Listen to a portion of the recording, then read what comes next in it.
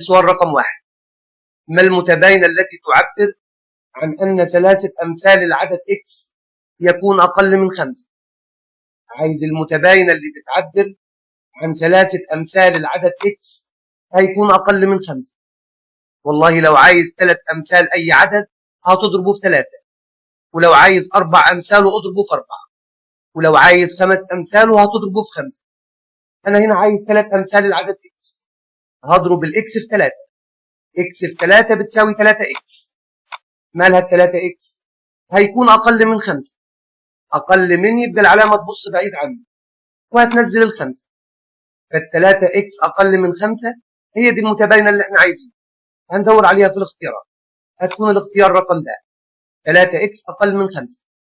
السؤال رقم 2: المتباينة التي تعبر عن ضعف العدد x أكبر من 5.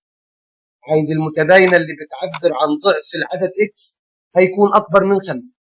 لو عايز ضعف أي عدد اضربه في 2. مثلا لو عايز ضعف ال5 اضربها في 2.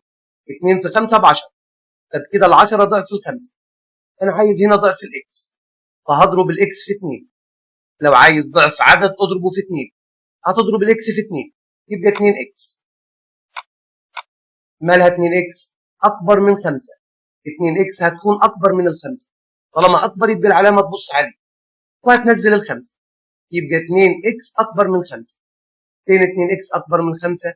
برضو الاختيار رقم ده 2x أكبر من 5. السؤال رقم 3: ما المتباينة التي تعبر عن الموقف الآتي؟ مطلوب محاسب لا تقل خبرته عن 5 سنوات. عايزين محاسب ما تقلش الخبرة بتاعته عن 5 سنين.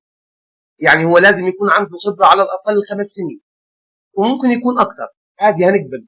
لو عنده 6 سنين خبرة يبقى كويس خالص، ولو عنده 7 سنين يبقى أحلى وأحلى. فبكده لو عنده 5 سنين خبرة أو أكتر من 5 سنين هينفع هنقبله، إنما أقل من ال5 سنين ما ينفعش. فبكده هنقول له الإكس اللي هو خبرة المحاسب هتكون أكبر من أو يساوي 5.